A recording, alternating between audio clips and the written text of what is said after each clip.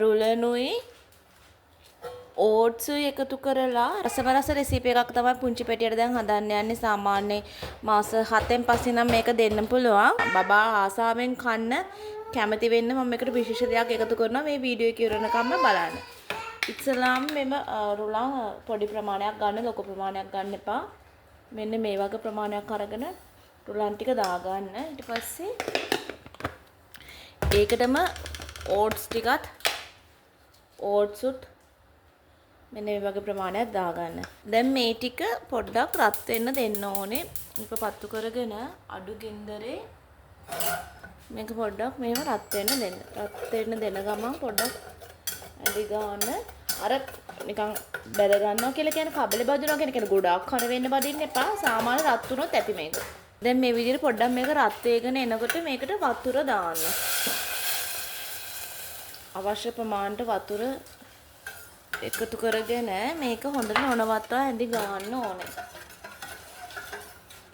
ඇඳි ගන්න නැතුව ඉන්න එපා. කැටි ගැහෙනවා. පොඩ්ඩක් මේ ටික තැම්බෙනකොට ඒ කියන්නේ රුලනුයි ඕට්සුයි තැම්බෙන්න දෙන්න. තැම්බීගෙන එනකොට මේක අර බුබුල් දානවා. දැන් අපිට පෙනෙයි මේකේ බුබුල් දානවා. මම පෙන්නන්නම් ඔයාලට. පොඩි වෙලාවක් යන්නේ මේක තැම්බෙන්න. මෙහෙම වතුර මදි නම් වතුර එකතු කරගන්න පුළුවන්. මදි වගේ දැනෙනකොට වතුර එකතු කරන්න.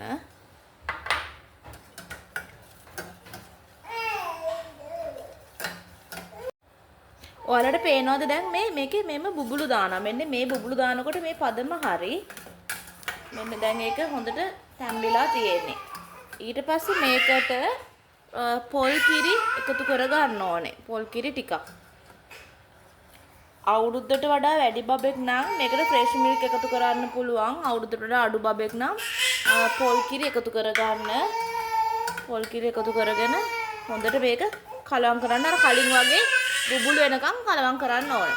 අපේ පැටි යන්නනවා. පොල් කිරි එකතු කරාට පස්සේ නැවත මේ විදිහට බුබුලු වෙනකම් තියන්න. බුබුලු වෙනකොට ටික ඕෆ් කරගන්න. ඊට පස්සේ මේක නිවෙන්න තියන්න ටිකක් වෙලා. මේක නිවුණාට පස්සේ බබාට කෑම කවන භාජනයට මේක මෙම දාගන්න. එයාට කවන්න ගන්න එකට මේක මෙම අයිනට දාගන්න. බබාට කෑම කවන ප්ලේට් එකට මේක දාගන්න.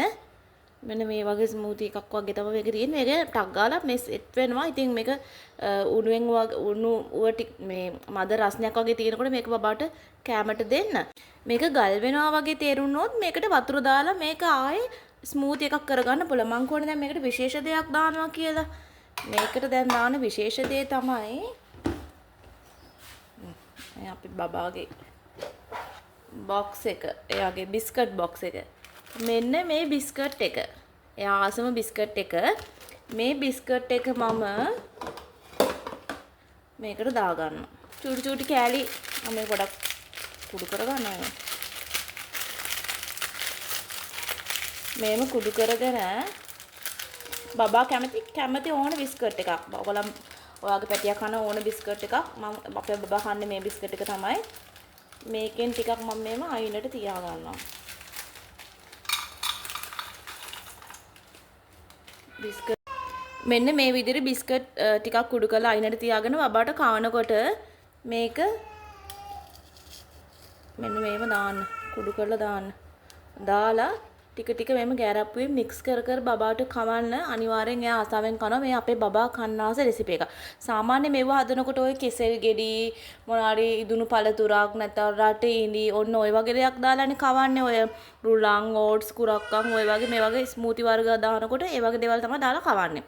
ඉතින් මම මේ විදිහට දාලා හදන රෙසිපීස් ටිකකුත් මගේ මේ වීඩියෝස් වල තියෙනවා. අම්මලාට ඒව බලලා අදහසක් ගන්න පුළුවන්. එකම විදියට බබාට කවනකොට අපට අකමැති නිසා මම මේව try කරා. ඉතින් අපේ බබා ආසාවෙන් කනවා. ඉතින් ඔයාගේ පුංචි පැටියටත් දීලා බලන්න මේ විදියට කැමති නම් මේක ඔක්කොම එකට එකතු කරන්න පුළුවන්. එහෙම කරාම පොඩක් අර නිකම් ටික වෙලාවක් යනකොට මේක පාට වෙනස් වෙලා මේ නිකන් අපහැදිලි පෙනුමක් එනවා. ඒ නිසා මම කරන්නේ මෙන්න ටික එකතු කර පුංචි පැටියට කවන එක තමයි. ඉතින් අම්මලාගේ අදහස් පාලින් කමෙන්ට් කරගෙන යන්න. ඔයා මේ වීඩියෝ එක ඔයාලට වැදගත් වුණා නම් අනිවාර්යෙන් පල්ලෙන් කමෙන්ට් එකක් දාන්න. ස්තුතියි මගේ වීඩියෝස් බලන අම්මලා හැමෝටම thank you.